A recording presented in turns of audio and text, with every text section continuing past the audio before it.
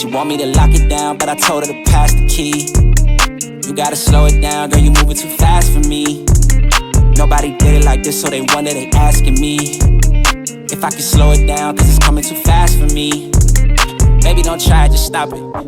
You should know that I got options. I be fly like I live in the cockpit. Mess around with the money, get drop kick. Only one in the city to pop quick. Never cared about being your top 10. Got a house in the hills, can you top this? I came from where them boys leave you topless. It get crazy around here in my section. All of my ops get to stepping. Know how long I had prayed for these blessings. Took my L's and turned them to lessons. I go take it, I'm not in the begging. If I'm breaking bread, it's only with the brethren.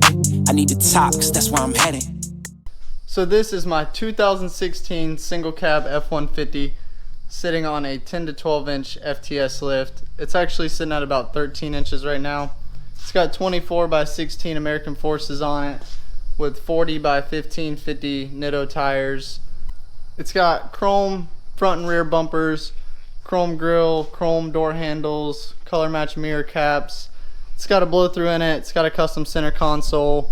It's got half platinum swapped interior that I need to finish. I just haven't gotten around to it. But that's not why you're here. You're here because you want to know, should you spend the money on a FTS lift kit? But real quick, if you're new here, please subscribe. I have a bunch of really cool videos coming out very soon that I don't think you'll want to miss. But for right now, let's get into this video. So I just want to start off by saying I am not here to bash any companies at all. This is just my personal experience with FTS. But we are going to start off with cons. So the first one is the price. When I started building this truck, I had three options. I was either going to straight axle it, do a bulletproof lift, or do an FTS lift. The FTS was the most expensive lift between the bulletproof and the FTS. I think the bulletproof I was quoted like $5,000, and the FTS without the powder coat, base lift kit, no coilovers, nothing, was $7,070. I don't love talking about prices, but for the sake of this video, I guess we have to. So obviously the straight axle would have been a little bit more expensive, but you're getting a lot more with a straight axle. You can go as big as you want. A lot stronger parts than independent suspension. But as far as a lift kit goes, FTS, they are on the higher side of price, but you do get what you pay for. But then again, $7,000 is still a lot for somebody to spend when you're just a regular person like me. And, you know, with the bulletproof being $5,000, a $2,000 difference is a big deal. But I'll get to why I decided to go with the FTS over the bulletproof here in just a second. So con number 2, and maybe this isn't everybody's experience, but this was my personal experience with FTS, is the wait time. So obviously, if I would have went with a straight axle, it would have taken an insane amount of time to build it. I called Bulletproof. They told me 10 to 12 weeks, so I didn't really want to go that route either. I called FTS, and they told me 2 weeks. From their shop to my door, I would have it in 2 weeks. This is where my problem with FTS comes in.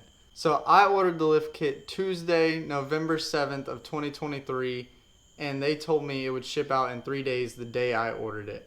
So Friday rolled around, it was November 10th, and I called them, and I didn't have any tracking number, so I just asked them, hey, you know, when's it going to ship out, or has it shipped out? They said, yeah, it should ship out in the beginning of next week. I said, okay, cool, no problem, sounds good. So I waited. Boy. Anyway, so I called Tuesday, it was November 14th, and I asked them, hey, has it gone out yet? And they said, yeah, it should go out in the next couple of days. At this point, I was getting a little frustrated, but I was like, you know what? It's still going to be here way faster than the Bulletproof would have. It's definitely going to be done faster than the straight axle would have, so it is what it is. So then I called Thursday, it was November 16th, and I asked them, hey, has the kit shipped out? I haven't got anything on it. And they said there was a mix-up with the cross members. They told me that they almost sent me a 4-wheel drive cross member instead of a 2-wheel drive cross member. Yes, the truck is 2-wheel drive. So they said that they were going to have to build a 2-wheel drive cross member for it because they were out of them, and they said it should go out at the beginning of next week. At this point, I don't know what to believe.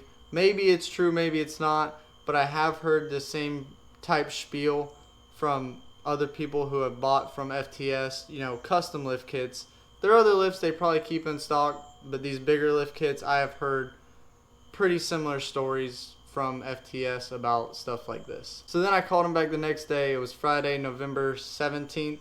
And I said, listen, I need a 100% for sure day this kit is going to ship out. I've had to reschedule powder coat a couple times.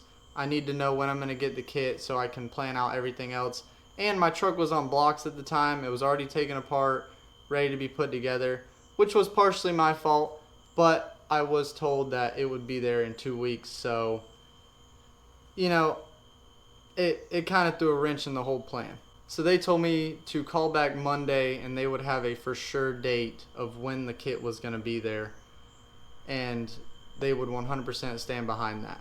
So then I called back Monday, like he said. It was November 20th, and I said, hey, do you have a for sure date of when this kit is going to be here? And he said, yes. I don't know when it's going to be there, but it is going to ship out Tuesday for sure. It's going to ship out tomorrow.